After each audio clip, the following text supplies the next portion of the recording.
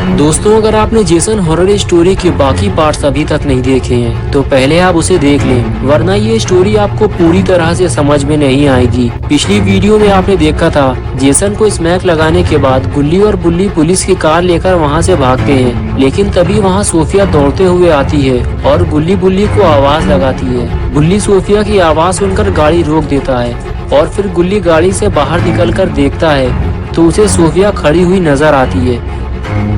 तो गुल्ली उसे हाथ हिलाकर बुलाने की कोशिश करता है, लेकिन अचानक सोफिया वापस भागने लगती है और फिर वो गाड़ी के पीछे जाकर छुप जाती है। गुल्ली ये समझ नहीं पाता कि सोफिया वापस क्यों भागी।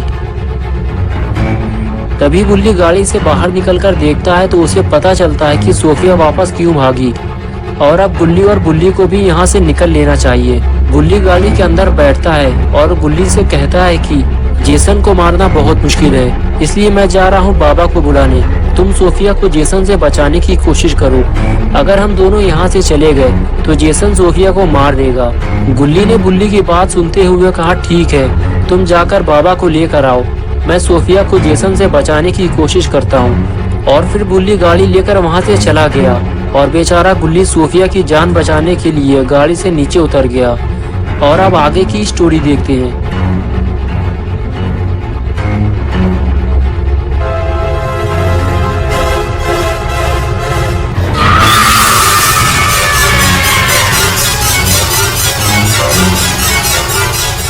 जेसन जैसे ही गुल्ली की तरफ पलटा, गुल्ली छुपने की कोशिश करने लगा, लेकिन जेसन ने उसे देख लिया है और वो तलवार लेकर सीधे गुल्ली की तरफ आगे बढ़ता है। गुल्ली जेसन को अपनी तरफ आता देखकर फौरन वहां से भागता है और पहाड़ियों के ऊपर चढ़ने की कोशिश करता है। गुल्ली जेसन को सोफिया से दूर ले जाना चाहता है, इसलिए वो ऊपर की तरफ भागता है। उसे लगता है कि जेसन भी उसके पीछे पीछे आएगा, लेकिन जेसन ऐसा नहीं करता। वो गुल्ली को छोड़कर सोफिया की तरफ मुड़ता है। सोफिया जब देखती है कि जेसन ने उसको देख लिया है तो वो अंदर की तरफ भागती है, लेकिन जेसन भी उसके पीछे जाने लगता है।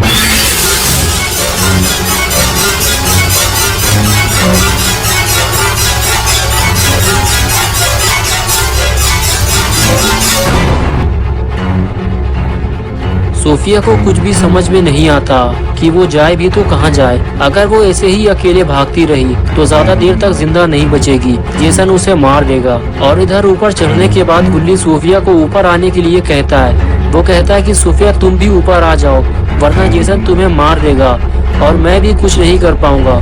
सोफिया गुल्ली की पूरी बात तो नहीं सुन पाती, लेकिन वो गुल्ली का इशारा समझ चुकी है कि वो उसे ऊपर बुला रहा है। लेकिन सोफिया डरी हुई भी है, उसे लग रहा है कि जेसन उसे पकड़ न ले। लेकिन जब उसे लगा कि जेसन वहाँ नहीं है तो वो सीधे गुल्ली की तरफ भागी। और जैसे ही गुल्ली ने देखा कि सोफिया उसकी तरफ आ रही है, वो उसकी हेल्प करने को तैयार हो गया और सोफिया का हाथ पकड़कर उसे ऊपर खींच लिया और कहने लगा, सुनो सोफिया, जब तक गुल्ली बाबा को लेकर यहाँ नहीं आ जाता तब तक हम ऊपर ही रहेंगे और ऊपर से ही जेसन पर नजर रखेंगे। इससे हमें पता चलता रहेगा कि जेसन कब कहाँ जा रहा है, और अगर वो ऊपर आता है तो हम उसे ऊपर आता हुआ देख सकेंगे और उसके ऊपर आने से पहले ही हम नीचे उतर जाएंगे। और जैसे ही वो नीचे आएगा हम फिर से ऊपर आ जाएंगे। इसी तरह हमें ऊपर नीचे करते रहना होगा, बस हमारे पास यही एक रास्ता है, आओ मेरे पीछे। ये कहकर बुल्ली आगे चला गया और सोफिया भी उसके पीछे पीछे चली गई। अब जब गुल्ली और सोफिया ने नीचे झांककर जेसन को देखा तो एक और मुसीबत खड़ी हो गई। जेसन लापता है, लेकिन अभी थोड़ी देर पहले तो वो यही था। अचानक वो कहाँ लापता हो गया और अब ये कैसे पता चलेगा कि जेसन कहाँ छुपा हुआ है। अब गुल्ली और सोफिया को इस बात का डर सता रहा है कि जेसन इन दोनों पर किसी भी वक्त अचानक से हमला कर सकता है। सोफिया कहती कि कुछ देर पहले तो जेसन मेरी ही तरफ आ रहा था। गुल्ली सोफिया से कहता है कि जेसन बहुत चालाक है, वो मौका पाकर कहीं छुप गया है और हम लोगों के लिए खतरा और भी ज्यादा बढ़ गया है, इसलिए हमें जल्दी कहीं छुपना होगा। हम पर कभी भी और कहीं से भी हमला हो सकता है। मुझे लगता है कि हमें ऊपर ही कहीं छुप जाना चाहिए। अगर तुम्हें भी ऐसा लगता है तो जल्दी आओ मेरे पीछे। और उसके बाद गुल्ली और सोफिया दोनों अंदर की तरफ भागते हैं और वहीं कहीं पे छुपने की जगह ढूंढने लगते हैं। और कुछ ही देर में उन्हें एक ऐसी जगह मिल जाती है जहां वो बैठकर टाइम पास कर सकते हैं और जेसन को भी आते जाते देख सकते हैं। लेकिन फिर भी गुल्ली और सोफिया डरे और घबराए हुए हैं। और फिर अचानक सोफिया ने इशारा करते हुए गुल्ली को कुछ दिखाया और कहने लगी कि मुझे ऐसा लगता है कि वहाँ पे कोई आया है, तुम जरा ध्यान से देखो, मुझे ऐसा लग रहा है कि वो जेसन है। गुल्ली धीरे धीरे छुपते छुपाते हुए पास जाकर देखता है कि कौन है वहाँ पे, और फिर गुल्ली कुछ ऐसा देखता है जिसकी उसे उम्मीद नहीं थी।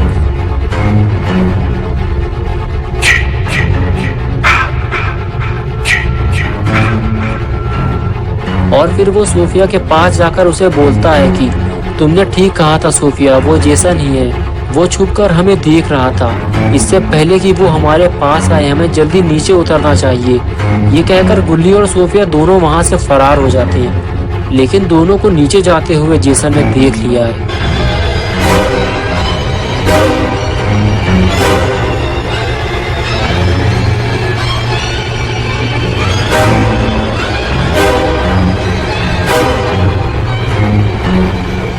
और इसी हड़बड़ाहट की वजह से गुल्ली ऊपर से नीचे गिर पड़ा।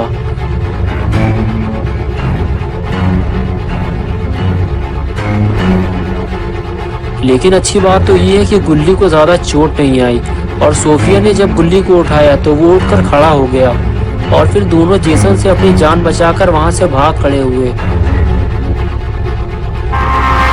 Don't stop, Jason. They deserve to die.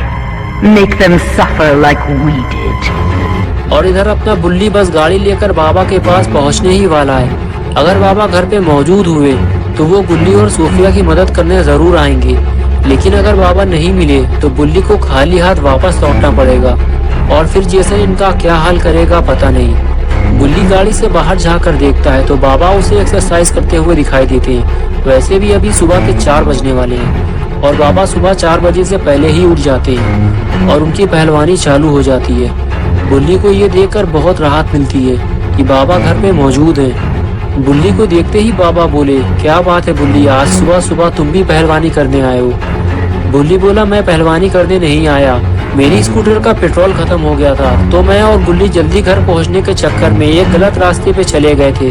वो पूरा एरिया जेसन का था, और वो एक खूनी है, और न जाने वो कितने लोगों को हमारे सामने मार चुका है। अगर आप जल्दी वहाँ नहीं पहुँचे तो वो गुल्ली के पेट में तलवार घुसा के सारा माल मसाला बाहर निकाल देगा।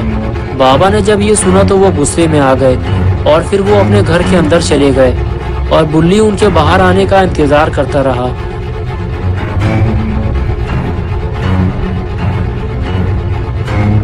और फिर वो बाबा के बाहर आते ही मुस्कुराने लगा, क्योंकि बाबा अपना जादुई हैमर साथ ले आए थे, और अब ये हैमर इस्तेमाल होगा जेसन के ऊपर। और फिर बाबा बुल्ली के साथ गाड़ी की तरफ चल दिए। आगे बढ़ते हुए बाबा गाड़ी के ऊपर चढ़ गए और बुल्ली गाड़ी में बैठ गया, और फिर बुल्ली बाबा को लेकर गुल्ली और सोफिया को बचाने चल दिया। लेकिन बुल्ली को अपनी स्पीड बढ़ानी होगी, क्योंकि जेसन गुल्ली और सोफिया के पीछे पड़ गया है। कहीं ऐसा ना हो जब तक बुल्ली बाबा को लेकर वहां पहुंचे गुल्ली और सोफिया में से कोई मर चुका हो। और कुछ ही देर में बुल्ली अपने जंगली बाबा को लेकर वहां पहुंच गया, लेकिन बाबा को यहाँ कोई दिखाई नहीं दे रहा। बुल्ली आगे बढ़कर देखता है कि गुल्ली और सोफिया कहाँ है, और यहाँ इतना सन्नाटा क्यों है, और जेसन भी कहीं दिखाई नहीं दे रहा।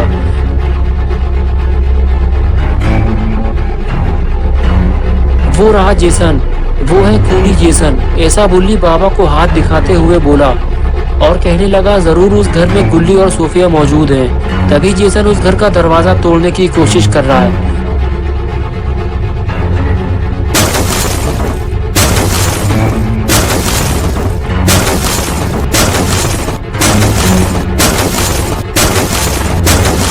और फिर बुल्ली जेसन के पास जाकर कहता है कि जेसन, तुम्हारी मौत का वक्त आ गया है, तैयार हो जाओ मरने के लिए।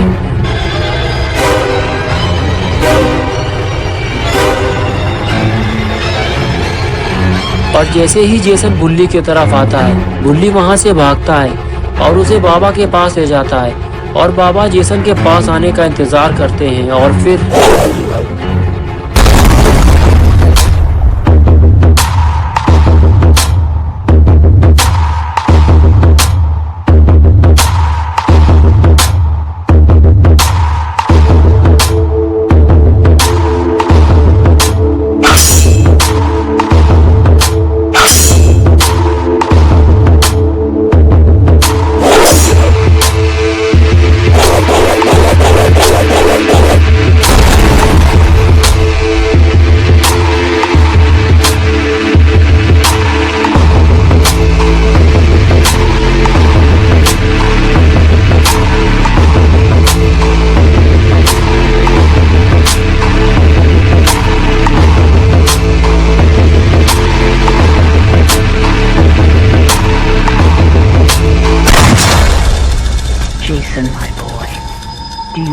your gift is. No matter what they do to you, you cannot die. You can never die.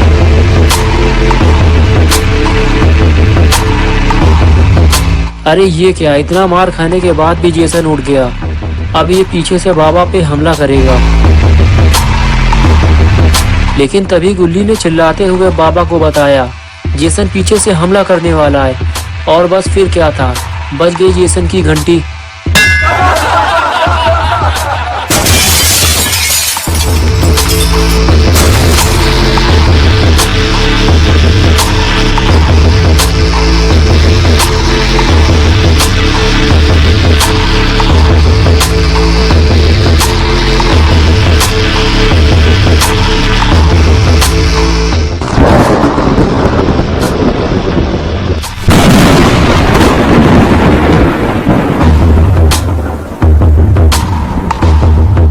दोस्तों, अगर आपको ये वीडियो पसंद आई है और आप गुल्ली और बुल्ली की नई वीडियोस देखना चाहते हैं तो इस वीडियो को लाइक करें, चैनल को सब्सक्राइब करना और बेल आइकन दबाना ना भूलें।